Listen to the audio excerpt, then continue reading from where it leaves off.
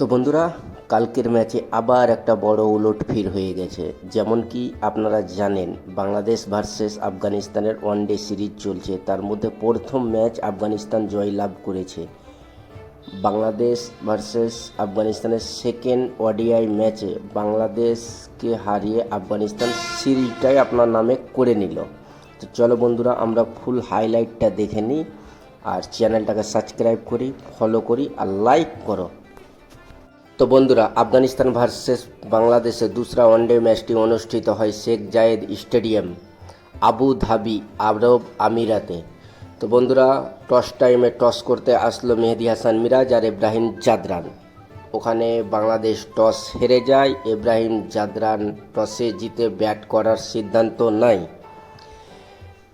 প্রথমে আফগানিস্তান ব্যাট করতে আসে রহমতুল্লাহ গুরবাজ আর ইব্রাহিম জাদরান। দুজনে ভালো একটা পার্টনারশিপ করার টাইমে গুরবাজ আউট হয়ে যায়। 11 বলে 11 রান করে একটা 4 আর একটা ছক্কা মেরে।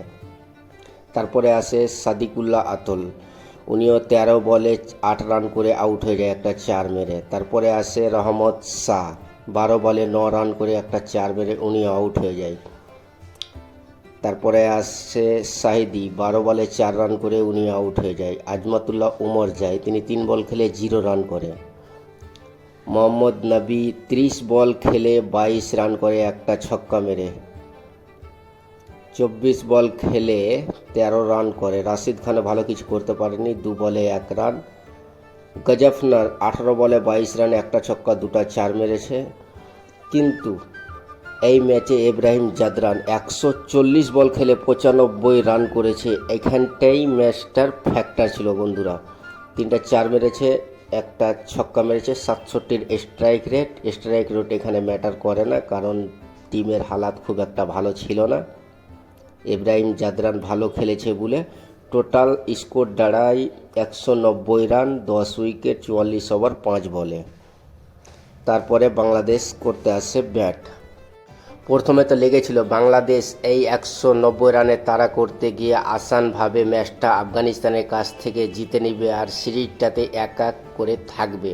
কিন্তু না ভাই, বাংলাদেশের বোলিং লাইন এত স্ট্রং, রাশিদ খান, খাস করে রাশিদ খান এত স্ট্রং, ওরাকে 190 রান করতে দিল না ভাই, আর বাংলাদেশ এই ম্যাচ হেরে গেল।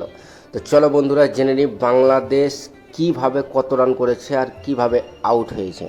তো প্রথমে ব্যাট করতে আসে তানজিব হোসেন তামিম আর সাইফ হোসেন। তানজিব হোসেন তামিম 5 বল খেলে খাতা খুলেনি। সাইফ হোসেন 23 বলে 22 রান করে, 3টা চৌকা মারে, একটা ছক্কা মারে। নাজমুল হোসেন শান্ত, তিনি খেলেন 9 বল 7 রান করে, একটাই চৌকা মারে। তুহিদ হৃদয় 34 বল খেলে 24 রান করে, 4টা চৌকা মারে। মেহেদী হাসান মিরাজ 7 বল খেলে 4 রান করে। জাকির আলী 43 বল খেলে 18 রান করে, একটা চৌকা মারে। নুরুল হাসান 20 বলে 15 রান, 2টা চৌকা মারে। তানজিম হোসেন সাকিব খাতা খুলেনি, 1 বল খেলে আউট হয়ে গেছে। রশিদ হোসেন 15 বলে 5 রান।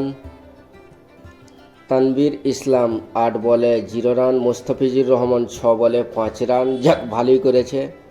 একটা জিনিস আছে ভাই, রশিদ খান তিনি যদি এরকম একটু এদিক ওদিক ব্যাট করতে দেখে, তাহলে তো ভাই ওর কাছে খবর আছে। নাহলে দেখে নেন, আমি অনেকটাই খেলা দেখেছি, রাশিদ খান এরকম ছোট স্কোর, লো স্কোর যেটা ডিফেন্স করে, রাশিদ খান উইকেট নেবে। কালকে উইকেট নিয়েছে ভাই 5টা। রশিদ খানের একদম ক্লিয়ার বলা আছে ভাই, কি ছোট লো স্কোরিং যদি ম্যাচ করি আর পিচ যদি ওরকম স্পিন ফ্রেন্ডলি পিচ থাকে, তাহলে তো ভাই ওই 4-5টা উইকেট নেবেই। নাহলে দেখো, খুব কম সময়ের মধ্যে রশিদ খানকে এত চিনে, আফগানিস্তান দলটাকেই কেউ চিনত না।